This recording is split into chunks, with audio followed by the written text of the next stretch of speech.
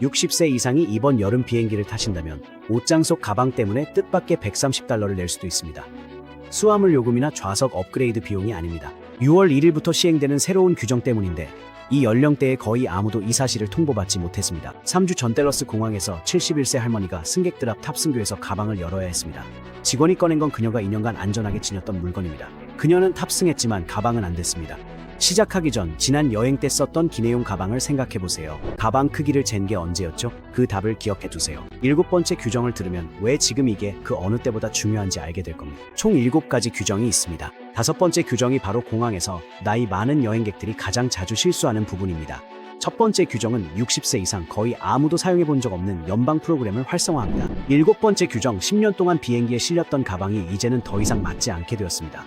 게이트에 있는 그 금속 프레임, 수십 번 그냥 지나쳤던 사이저가 2026년에는 게이트 직원들에 의해 적극적으로 사용되고 있습니다. 그리고 측정되는 것은 가방 안에 든 내용물이 아닙니다. 법적으로 허용되는 크기는 2008년 이후로 변하지 않았습니다. 길이 22인치, 폭 14인치, 깊이 9인치입니다. 아메리칸, 델타, 유나이티드, 젯블루, 알래스카 모두 동일한 치수를 명시하고 있습니다. 달라진 것은 측정 방식입니다. 바퀴도 포함됩니다. 손잡이를 완전히 뺀 상태도 포함됩니다. 종이책과 간식 봉지로 불룩해진 옆 주머니도 포함됩니다. 내부 용량은 중요하지 않습니다. 측정되는 것은 완전히 짐을 채운 가방의 전체 외부 형태입니다. 투손에 사는 엘리너는 같은 롤러백을 8년 동안 1년에 2번씩 비행기에 실었습니다. 3월에 스카이하버에서 그 같은 가방이 갑자기 사이저에 들어가지 않았습니다. 손잡이가 더 이상 완전히 들어가지 않았습니다. 옆 주머니에는 그녀의 독서용 안경과 잡지가 들어있었습니다. 게이트에서 수수료 $40가 나왔습니다. 16번이나 다녀온 같은 여정이었죠. 누구에게나 이런 일이 생기는 건 가방이 수년 동안 조금씩 변해서입니다. 손잡이는 헐거워지고 주머니는 늘어나고 지퍼는 끝까지 닫히지 않게 됩니다. 2018년에 통과했던 가방이 오늘은 통과하지 않을 수도 있습니다. 집에서 가방을 완전히 채운 상태로 손잡이를 뺀 채 실제 여행할 때처럼 모든 주머니에 짐을 넣고 측정하세요. 제한치에서 1인치 이내라면 이미 초과한 것입니다. 위탁 수화물 요금을 내지 않았다면 확장 지퍼는 닫은 채로 여행하세요. 규칙 6. 싼 요금이 아니었던 싼 요금. $65. 유나이티드 베이직 이코노미 티켓으로 게이트에서 기내 반입 수화물을 맡기면 드는 비용입니다. 이게 여행객들을 어떻게 깜짝 놀라게 하는지 알려드릴게요. 할인된 요금을 찾아서 $40를 아끼고 기분 좋게 15년 동안 써온 롤러백을 챙겨서 게이트로 갔는데 유나이티드 베이직 이코노미에는 기내 반입 수화물이 전혀 포함되어 있지 않다는 사실을 알게 됩니다. 좌석 아래에 들어가는 개인 소지품 하나만 허용되고 그게 전부입니다. 아메리칸 베이직 이코노미도 비슷해서 기내 반입 수화물에는 $35에서 $45의 추가 요금이 붙습니다. 델타는 최저가에도 기내 수화물이 포함되는 유일한 대형 항공사입니다. 제트블루의 블루 베이직도 기내 수화물 1개가 포함됩니다. 요금 구조는 늦게 결제할수록 불리해집니다. 예약 시 온라인으로 결제하면 $35입니다. 체크인 카운터에서는 $40입니다. 게이트에서 뒤에 200명이 줄 서 있을 때는 방향당 가방 하나에 $65에서 $75까지 부과됩니다.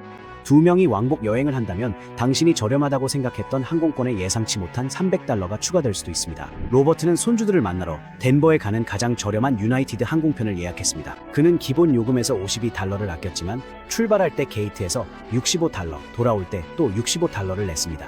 결국 $52를 아끼려다 일반 요금보다 $78를 더 쓰게 된 셈입니다. 예약을 확정하기 전에 항공사에 꼭 한 가지를 직접 물어보세요. 이 요금에 기내 반입 수화물이 포함되어 있나요? 30초만 투자하면 여행당 최대 $130까지 아낄 수 있습니다. 규칙 5번째, 약병 신화입니다. 이 오해는 이제 그만해야 합니다. 나이 많은 여행객들이 존재하지도 않는 규정 때문에 보안 검색대에서 자주 당황하거든요. TSA는 국내선 비행 시약을 원래 처방전 병에 보관할 것을 요구하지 않습니다. 알약이든 정제든 캡슐이든 모두 해당되지 않습니다. 주간 약통, 일일 분류함, 작은 라벨이 붙은 파우치 등 자신에게 맞는 어떤 방식이든 모두 괜찮습니다. 이 오해는 선의로 전달하는 사람들이 많아서 퍼지는 겁니다.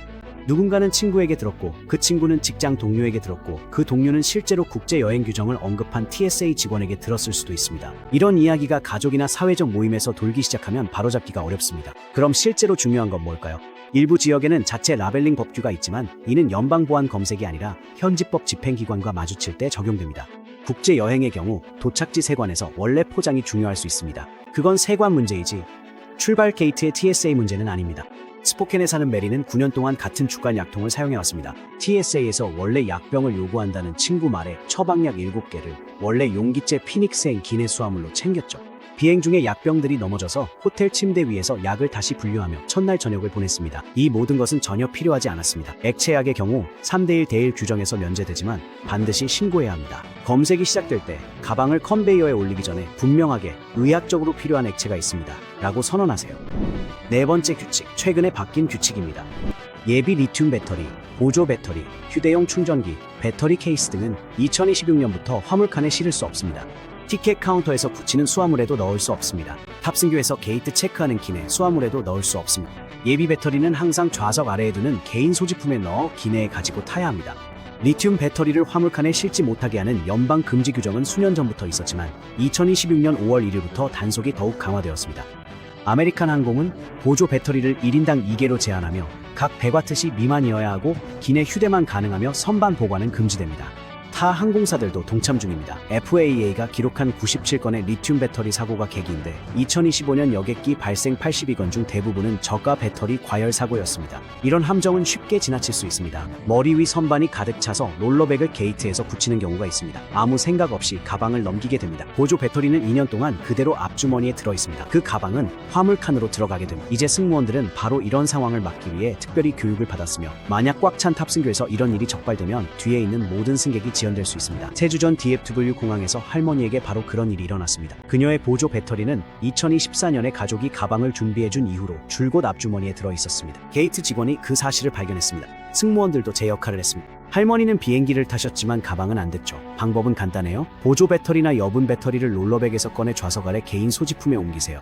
만약 롤러백을 게이트에서 붙여야 한다면 짐칸에 들어가기 전에 배터리를 빼야 해요 라고 말하세요. 승무원들은 그 10초 정도 걸리는 시간을 기다려줄 겁니다. 세 번째 규칙, 조용히 효력을 잃은 운전면허증. 운전면허증을 한번 확인해보세요. 오른쪽 상단에 별표가 있나요? 만약 없다면 그 면허증은 2025년 5월 7일 리얼 아이디 시행이 시작되면서 항공여행에 사용할 수 없게 되었습니다. 2026년 2월 1일부터는 금전적 불이익이 추가되었습니다. 리얼 아이디나 미국 여권이 없으면 모든 TSA 검색대에서 TSA Confirm ID라는 대체 신원 확인 절차에 $45를 내야 합니다. 이 확인 절차는 10일 동안 유효합니다. 검색대에서 시간이 더 오래 걸리고 다음 여행 때도 다시 비용을 내야 합니다. TSA에 따르면 이미 94% 이상의 승객이 리얼 아이디나 허용되는 대체 신분증을 가지고 있다고 합니다. 나머지 6%는 최근 5에서 6년간 면허 사무소를 방문하지 않은 고령 여행객이 비율적으로 많습니다. 2020년 이전에 갱신한 사람들은 아직 별표가 없을 수 있습니다. 샬럿에 사는 패트리샤는 2019년부터 같은 운전면허증을 사용해왔고 2028년에 만료됩니다. 겉보기에는 아무 문제가 없어 보였습니다. 2월에 언니를 만나러 비행기를 탈 때 그녀는 검색대에서 $45를 냈습니다. 돌아오는 길에도 다시 $45를 냈습니다. 1991년부터 같은 주소에 살았던 72세 은퇴 교장 선생님의 신원을 확인하는데 $90가 들었습니다. 리얼 아이디를 받으려면 출생증명서, 사회보장카드, 그리고 주소를 증명할 수 있는 서류 2가지를 가지고 면허 사무소를 한번 방문해야 합니다. 최근에 공과금 청구서도 인정됩니다. 만약 그게 불편하다면 미국 여권은 모든 검색대에서 항상 인정됩니다. 두 번째 규칙, 내 좌석에 가장 가까운 가방이 잘못된 가방입니다. 좌석 근처의 머리 위 짐칸이 우선순위라는 생각은 착각입니다. 좌석에 가장 가까운 짐칸이 가장 먼저 채워집니다. 나중에 탑승하는 승객들은 기내용 가방을 3-4줄 뒤로 밀어넣습니다. 비행 중에 안전벨트 사인이 켜지면 연방 규정상 승무원을 포함해 그 머리 위 짐칸은 닫힌 채로 유지됩니다. 비행 내내 팔 뻗으면 닿을 수 있는 유일한 가방은 앞좌석 아래에 두는 개인 소지품뿐입니다. 특히 나이 많은 여행자들에게는 이 점이 더 중요합니다. 심장약, 돋보기, 보청기 배터리, 여행 서류, CPAP 용품, 약을 먹을 때 필요한 간식, 충전 케이블. 이 중 어느 것도 난기류가 지나갈 때까지 기다릴 수 없습니다. 지난 여름 로키산맥 상공에서 심한 난기류로 인해 솔트레이크 시티행 비행기에서 승무원들이 40분 동안 점프시트에 앉아 있어야 했습니다. 74세 승객은 매일 먹는 심장약이 3줄 뒤 자신의 롤러백에 있었습니다. 그는 꼬박 40분을 기다려야 했습니다. 그 이후로는 모든 필수품을 항상 좌석 아래에 두고 탑승합니다. 생각의 전환은 작지만 의미가 큽니다. 롤러백은 마치 위탁 수화물처럼 생각하세요. 단지 기내에 있을 뿐 출발지와 도착지에서만 접근할 수 있고 비행 중에는 접근할 수 없습니다. 90분 동안 없어서는 안 될 모든 것을 개인 소지품 가방에 옮기세요. 약, 서류, 휴대폰, 안경, 간식, 여분의 배터리 등. 기내용 가방을 게이트에서 위탁해야 한다면 필요한 물건 몇 개만 먼저 꺼낼게요 라고 말하고 필수품을 옮긴 후에 가방을 넘기세요. 첫 번째 규칙, 거의 모든 고령 여행자가 한 번도 전화해 본 적 없는 번호 185578227입니다. 이 번호를 적어두세요. 이것이 바로 TSA Cares 라인인데 연방 프로그램으로 항공사 접근성법에 포함되어 있지만 60세 이상 여행자의 대다수가 들어본 적이 없습니다. 이 번호의 역할을 알려드릴게요.